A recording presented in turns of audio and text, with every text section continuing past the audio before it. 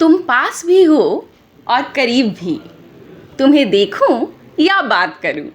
मुझे लगता है ये जो धर्म संकट है ये डॉक्टर नेहा प्रियदर्शनी से मिलने वालों को जरूर होता है ना ma'am? Thank you so much, it's a wonderful compliment. चलिए आपको बता दूं, आपके साथ जुड़ चुकी है केतकी और आप जो चैनल देख रहे हैं उसका नाम है लाइव इंडियन गार्ड। इस वक्त मैम मेरे साथ हैं, मैम से बातें भी होंगी, लेकिन आज बातें उनकी अचीवमेंट्स के बारे में होंगी। जो लेडी हमारे साथ है, जो रेड ड्रेस में बड़ी ही गॉर्जियस लग रही हैं, उससे ज़्यादा सुंदर उनकी उपलब्धियां हैं। ये जो चमचमाते हुए प्राइजेस यहाँ पर हैं, मोमेंटो है, ये एक दास्तान है उस लंबी मेहनत की जो मैम ने लगातार किया है। इस वक्त मौजूद हूँ धनबाद के सात्विक IVF में और आज जानेंगे मैम की सफलता की कहानी, क्योंकि इन्होंने केवल एक ज़िले में नहीं, राज्य में और देश में कोयलांचल का नाम रोशन कर दिया है। नमस्कार मैम। नमस्ते, थैंक यू सो मच। कैसी हैं आप? बिल्कुल ठीक, आप कैसे? बहुत अच्छी हूँ मैं। अच्छा एक बात बताइएगा, पहले शुरुआत करती हूँ इसकी कहानी से, क्योंकि जो चमकते हुए यहाँ पर भी दो मुझे दिख रहे हैं मोमेंटोज, उसकी कहानी क्या है वो बताएं। अच्छा, तो ये फर्स्ट अवार्ड जो है जी, ये एक नेशनल अवार्ड है। ओके। इसे बोलते हैं late Rai Bahadur doctor SN Malhotra appreciation award. Okay. तो late Rai Bahadur doctor SN Malhotra बहुत फेमस चिकित्सक थे अपने समय में जी। और उन्होंने पहला प्राइवेट नर्सिंग होम यूपी का, अनडिवाइडेड यूपी, आज के टाइम में यूपी दो पार्ट में है, वो पहला स्टार्ट किया था। अब प्राइवेट सेटअप क्यों? वो गवर्नमेंट में भी वर्क करते थे, क्योंकि उन्हें लगा कि गवर्नमेंट में जितनी लोड है वो उतना सर्विस नहीं दे पा रहे हैं। वो चाह रहे थे कि वो ज़्यादा लोगों तक पहुंच कर सकें और एक चेंज लाएं। तो उन्होंने ये शुरू किया और बहुत मुश्किल से उस प्राइवेट सेटअप को आगे बढ़ाया। आज बहुत नामी हॉस्पिटल है उनके नाम पर। तो ये अवार्ड उन लोगों को दिया जाता है जो साल में एक डॉक्टर को चुना जाता है, जो मेट्रोज में नहीं, जो सुदूर क्षेत्रों में जाकर, जहाँ डिफ़िकल्ट है कोई भी ट्रीटमेंट को स्टार्ट करना, जहाँ जागरूकता की कमी है, जहाँ लोगों के पास इंफ्रास्ट्रक्चर नहीं है, जहाँ पैसे का भी अभाव है, वहाँ वो कुछ शुरू करते हैं। तो मैं इसकी थोड़ी लॉन्ग स्टोरी ये है कि 2015 में मैंने धनबाद का पहला IVF सेंटर स्टार्ट किया। IVF लोग वर्ड जानते थे पर मेट्रोज में जाते थे, दिल्ली, बॉम्बे, कलकत्ता। उन्हें लगता था कि IVF यहाँ हो नहीं सकता, डॉक्टर्स भी पहल नहीं ले रहे थे और इलाज थी ही नहीं। तो मैं उसके पहले की ये स्टोरी है कि मैंने MBBS किया, MD किया, मैंने IVF में फेलोशिप की और उसमें मैं इंडिया की 2014 जनवरी बैच की टॉपर हूँ, ऑल इंडिया टॉपर हूँ। मतलब ये जो सीट्स पर रहने का आपका अंदाज है ये आई थिंक मोटिवेशन है। मदर डॉक्टर है, उनके पास जब छोटी थी उनके चेयर के बगल में बैठती थी मम्मी, पेशेंट्स देखती थी। तो कुछ पेशेंट्स को मैं देखती थी कि वो मम्मी का पैर पकड़ लेते थे और रोते रहते थे कि मैडम कैसे भी एक बच्चा चाहिए। बिल्कुल। और मम्मी के भी आंखों में आंसू आ जाता था और मम्मी एक स्टेज आता है जहाँ ट्रीटमेंट अब संभव नहीं है, बोलती थी नहीं अब IVF ही कराना होगा। IVF के लिए जाओ, दिल्ली का एड्रेस, कलकत्ता, और वो पेशेंट्स इतने पुअर नहीं जा सकते, नॉलेज नहीं है, मैम कहाँ जाएंगे, आप ही करिए, जो इलाज है आप करिए। ये मैं हमेशा सुनती थी जब OPD में जाओ कि हाँ कोई ऐसा चीज़ है जो धनबाद में नहीं है अवेलेबल, मम्मी को बाहर भेजना पड़ता है पेशेंट्स को। ये एक छोटी बच्ची के दिमाग में भी जा रहा था समहाउ। तो जब बड़ी हुई मुझे लगा कि ये चीज़ यहाँ क्यों नहीं है, क्यों मेरे धनबाद में IVF नहीं है। तो ये एक मोटिव था सबकॉन्शियसली। जो मैं जब पढ़ने गई तो मुझे सिर्फ इनफर्टिलिटी में इंटरेस्ट था और मैं IVF में पूरे इंडिया में टॉप कर गई। जब टॉप की तब मम्मी पापा ने बोला कि अब मुझे बहुत ऑफर्स आए इंडिया से, इंटरनेशनली, बहुत कॉर्पोरेट्स, बट मेरी इच्छा थी कि जो मैंने बचपन में ये सुना था कि यहाँ ट्रीटमेंट नहीं है, मैं वो फैसिलिटी अपने लोगों को दूँ। तो ये IVF शुरू किया यहाँ पर। शुरू में बहुत हर्डल्स आए but all is good which ends well. तो अब तो डेफिनेटली लोगों में अवेयरनेस बहुत अच्छी हो गई है, लोग बेहिचक आते हैं, IVF कराते हैं। उस समय तो बहुत छुप के आते थे, बताते नहीं थे। पेरेंट्स को लाते थे, बोलते थे हमें कि आप मत बताइएगा IVF हुआ है, बोलिएगा नेचुरली रुका है। तो अब खैर ये सारी चीज़ें बहुत कम हो गई हैं, भ्रांतियाँ भी हट गई हैं, बहुत कम हैं। लेकिन जो मोटिव था वो डेफिनेटली पेशेंट्स की प्रॉब्लम ही थी, अपने लोगों की प्रॉब्लम थी, आम जनता की प्रॉब्लम थी, जो ट्रीटमेंट यहाँ नहीं था। तो इससे फिर वो जो मैंने स्टार्ट किया IVF सेंटर यहाँ, उसको लेकर के एक मैसेज सेंट्रल जो हमारे हेड क्वार्टर्स हैं कि जिस एरिया में आईवीएफ नहीं था वहाँ शुरू किया। और अभी भी मैं प्रतिदिन कोशिश करती हूँ कि अवेयरनेस किसी ना किसी ढंग से स्कूल में जा कर के या कॉलेज में या बच्चियों से बात कर रही हूँ, हाउसवाइफ से बात कर रही हूँ, उनमें भी एक अवेयरनेस लाऊं कि आप क्या चेंज ला सकते हैं अपने लाइफ में अपने हेल्थ का ध्यान रख करके। इसलिए मुझे इस अवार्ड से सम्मानित किया गया। ओके, और दूसरे चमचमाते सितारे की क्या ओके, नाउ दिस इज इसार। इसार हमारी संस्था है, Indian society of assisted reproduction. Assisted reproduction, जब रिप्रोडक्शन में हमें हेल्प करना होता है जैसे आईवीएफ। ओके, तो ये एक संस्था है जिसमें आईवीएफ विशेषज्ञ पूरे इंडिया के एक प्लेटफॉर्म पे हैं। सेम उसमें भी यही, मैं झारखंड की फाउंडर सेक्रेटरी हूँ इसार की। इसार झारखंड में नहीं था, तो मुझे कॉन्फ्रेंस दूसरे स्टेट में जाना पड़ता था, मुझे दूसरे के थ्रू मेंबर, तो मुझे लगा मेरे स्टेट में क्यों नहीं है, तो मैंने 2015 में इसार की स्थापना की, झारखंड चैप्टर की, और मैं 2 टर्म तक इसकी सेक्रेटरी रह चुकी हूँ। अभी मैं इसकी वाइस प्रेसिडेंट हूँ। और साथ ही साथ जो मेरे सारे प्रोग्राम्स हैं, सिर्फ पेशेंट नहीं, जनरल प्रैक्टिशनर्स और गायनेकोलॉजिस्ट को भी अवेयर करना कि आप इनफर्टिलिटी, बांझपन में और क्या रिसेंट ट्रीटमेंट है, आप क्या कर सकते हो। अपडेट करना होगा। आप कतरास में रह के, आप धनबाद में रह के, आप गिरिडीह में रह के, आप बोकारो में रह के भी जो बॉम्बे के लेवल का ट्रीटमेंट है, जो दिल्ली के लेवल का ट्रीटमेंट है, आप कर सकते हैं।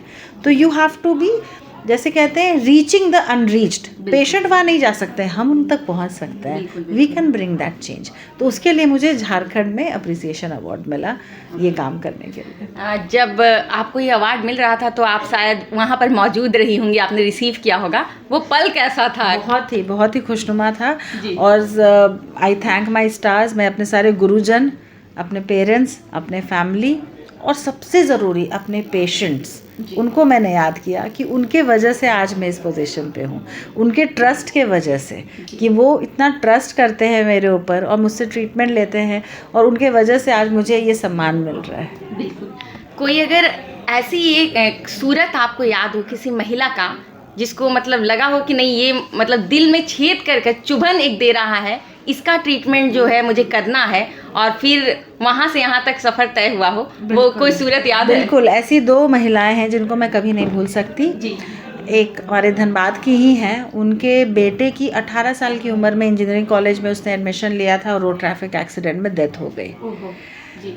तो वो मेरे पास आई, 40+ एज, इकलौता बेटा चला गया।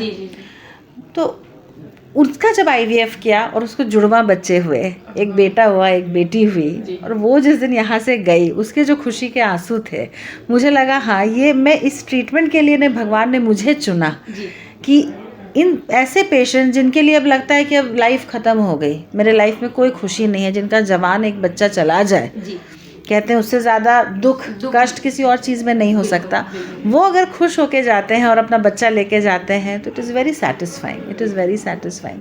सिमिलरली अनदर पेशेंट, अब ये स्टोरी थोड़ी कंट्रोवर्शियल भी है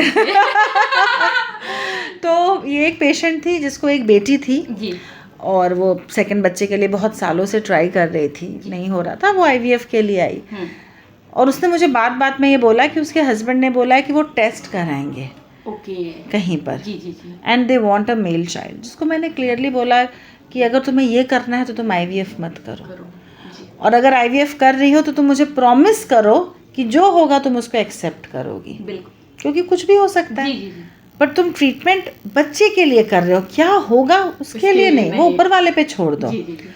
पर मैंने काउंसलिंग तो की, उसने आईवीएफ भी कराया, सक्सेसफुल भी हुई, और 2-3 महीने के बाद उसने मुझे ट्रीटमेंट मेरे पास आना छोड़ दिया।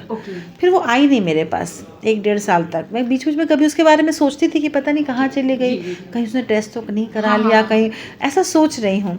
और सडनली एक दिन वो आई मेरे क्लिनिक में with a little girl, and she told me कि मैम मैंने आपको प्रॉमिस किया था ये आपकी बिटिया है। अरे वाह, इट वॉज सो सेटिस्फाइंग कि देखिए हमें लगता है कि हम जो टाइम स्पेंड कर रहे हैं पेशेंट्स के साथ, पता नहीं असर होगा या नहीं, असर होता है। आप 2 मिनट उनको समझाइए, समय दीजिए।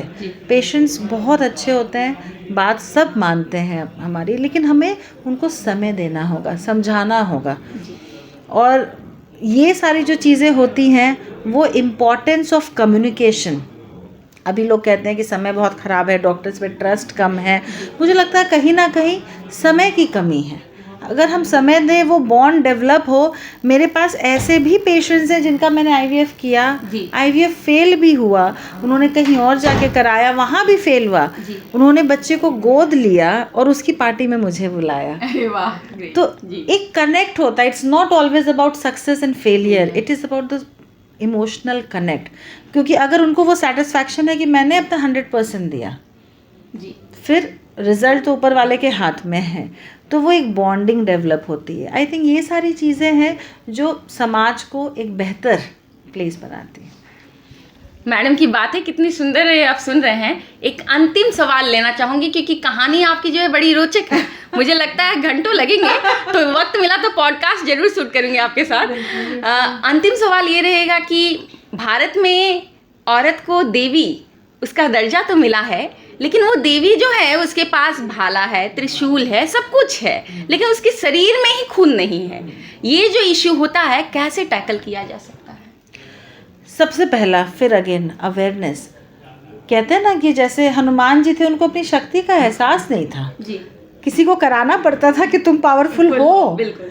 तो महिला सब कुछ कर सकती है, वो अपना भी ध्यान रख सकती है, जी। परिवार का तो रखती ही है, राष्ट्र को बनाती है, स्ट्रॉन्ग करती है, पर वो भूल जाती है कि उसमें इतना पावर है कि वो अपना भी ध्यान रख सकती है बहुत अच्छे से।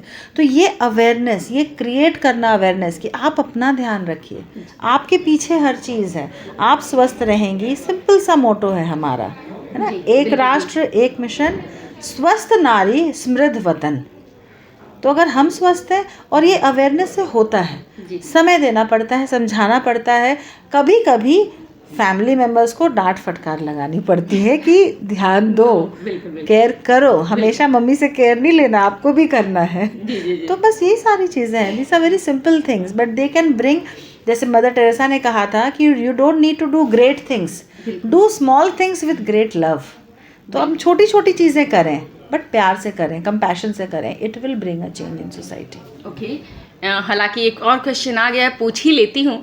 मैंने सुना है कि एक सफल पुरुष के पीछे किसी स्त्री का हाथ होता है, तो जो मैडम हमारे साथ बैठी हैं उनकी सफलता के पीछे किस पुरुष का हाथ है? तीन पुरुष। My father, okay, he is my backbone. जी। My brother, he gives me the wings to fly, okay. and my husband, he is my biggest support system, my cheerleader। जी। तो इन 3 पुरुषों का हाथ है। ओके, धन्यवाद हमें वक्त देने के लिए। Thank you so much, thank you. तो कहानी में किरदार से आप वाकिफ़ हो चुके हैं। हालांकि कहानी बहुत लंबी है, लेकिन आज इसे यहीं रोकती हूँ। सफलता की ऐसी कहानियाँ जरूर प्रेरित करेंगी आपको, ये हम समझते हैं, और इसीलिए आपके साथ साझा करते हैं। अन्य खबरों के लिए दूर नहीं जाना है, बने रहें हमारे साथ।